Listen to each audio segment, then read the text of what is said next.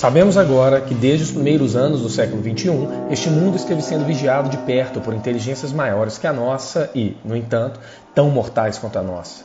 Sabemos agora que, enquanto os humanos ocupavam-se de suas várias preocupações cotidianas, eram examinados e estudados, talvez quase tão minuciosamente quanto alguém com um microscópio poderia examinar as criaturas transitórias que se multiplicam em uma gota d'água.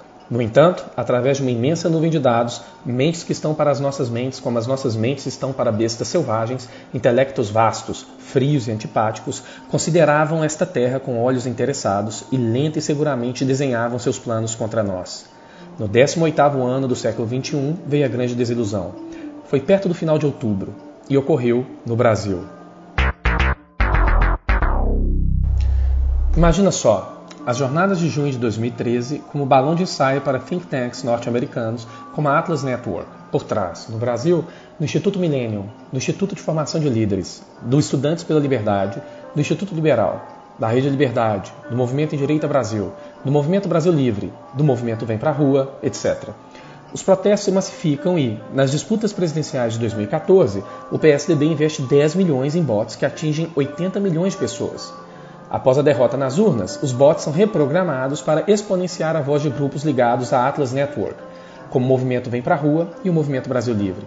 Exponencia-se o antipetismo e daí impeachment. O PSDB fica de boca aberta na expectativa de capitalizar em 2018.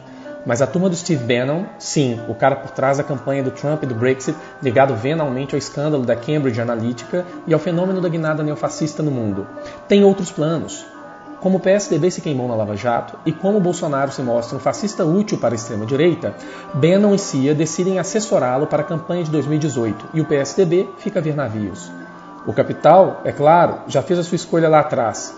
No ano de 2018, em shows protestos pelo Brasil, Roger Waters, ex-integrante do grupo de rock Pink Floyd, projeta, junto às hashtags Ele Não, Ele Nem Fudendo, os efeitos dessa escolha. Trump no Zéua, Le Pen na França, Orbán na Hungria, Kurz na Áustria e, claro, Bolsonaro no Brasil. Neofascismo, diz o letreiro, is on the rise. Desde 2016, o Instituto de Formação de Líderes de São Paulo, parceiro da Atlas Network, namora com Bolsonaro, convidado para o terceiro Fórum Liberdade e Democracia, ao mesmo tempo que premiava Deltan Dallagnol pela Operação Lava Jato, e que ainda aguarda uma investigação, as conexões ultraliberais da Operação Lava Jato. Em 2018, 12 milhões foram investidos em escândalo revelado pela Folha de São Paulo, pelo capital privado nacional e uma agressiva campanha de fake news distribuídas pelo WhatsApp em benefício do seu candidato, Jair Bolsonaro. Ei, eleitor, Haddad tem uma Ferrari amarela. A vice Manuela usa a camisa Jesus é trans. Há um plano secreto do PT que, através do mitológico kit gay, quer ensinar nossas crianças a fazerem sexo para implantar o socialismo marxista, etc. Os tabloides, no século XXI, definem eleições e se expressam continuamente através de máquinas de compartilhamento que incluem nossos corpos. Mas para entendermos as razões da ofensiva, temos que entender as razões da energia. Onde há petróleo, ou há guerra ou há golpe, dizem os petroleiros no Brasil. Com a descoberta do pré-sal em 2006, o capital internacional renovou seu interesse em extração no Brasil. Em 2009, a lei de partilha estabeleceu a Petrobras como única operadora do pré-sal. No mesmo ano, a Wikileaks vazou documentos que demonstravam interesse estadunidense em investir no treinamento de agentes judiciais brasileiros em Curitiba e, ainda em dezembro, vazou documento oficial do consulado estadunidense no Rio, intitulado A indústria do petróleo pode alterar a lei do pré-sal? O documento expôs negociação do político José Serra, e que seria candidato do PSDB à presidência da República em 2010, com a estadunidense Chevron, uma das maiores petroleiras do mundo, em que prometia reverter a lei que impedia suas operações no Brasil. O documento também revelou preocupação do Zéua com a China, dado que o modelo de leilão vigente no Brasil favorecia os investimentos das estatais chinesas. Em 2013, documentos vazados da NSA por Edward Snowden dão indícios de que a Petrobras vinha sendo espionada. Com o impeachment em 2016, assume o vice-presidente vampiro do Jaburu, Michel Temer, e logo sanciona a lei que desobriga a Petrobras de ser a única operadora do pré-sal. Temer também promove José Serra, aquele da Wikileaks que queria vender o pré-sal para os gringos, a ministro das Relações Exteriores, e Pedro Parente à presidência da Petrobras. Pedro Parente, graças à greve e pressão do setor petroleiro, não dura muito tempo na Petrobras, mas dura o suficiente para precificar o combustível de acordo com variáveis, como o câmbio e o preço internacional do barril de petróleo.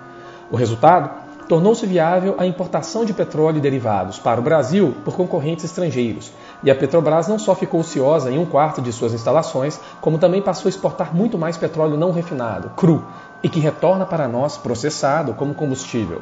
Em 2018, Paulo Guedes, assessor de economia do fascista Bolsonaro e, não por acaso, um dos fundadores do Instituto Millennium, prometeu vender a Petrobras e a Eletrobras, o Banco do Brasil, o BB Seguridade e a BR Distribuidora a preço de banana. Ainda que os bots tenham chegado na cena política alguns anos antes, o ataque viral no Brasil só teve início em junho de 2013. Não por acaso, também em 2013 foi notícia o leilão do campo de Libra, no pré-sal, que foi arrematado por um consórcio entre a Petrobras, a anglo-holandesa Shell, a francesa Total e as chinesas CNPC e CNOOC. A lei, naquele momento, ainda obrigava a Petrobras a participar de todos os consórcios. Em outubro de 2018, com a Petrobras desobrigada, a ExxonMobil, a Chevron, a Shell, a chinesa CNOOC, etc., se preparavam para o leilão de 4 blocos nas bacias de Santos e Campos e que ocorreria apenas umas semanas antes das eleições. Aparentemente, a resistência a Skynet e seus robôs chegou tarde demais. Em outubro, @PeterHuman viraliza no Twitter a seguinte frase: "O cara que deu a facada no Bolsonaro, na verdade, veio do futuro, onde o Brasil foi destruído pelo governo Bolsonaro. Aí ele volta no passado e tenta assassinar Bolsonaro, mas falha, gerando a facada, que na verdade elege Bolsonaro, criando assim um paradoxo temporal." Antes mesmo do segundo turno das eleições presidenciais de 2018 no Brasil, os corpos, o sistema político, hackeados, já não mais expressavam outra coisa que a língua dos bots. O mecanismo artificial só ouvia a si mesmo e só reproduzia a si mesmo. Retroalimentava-se, assim, do próprio ódio que fazia circular.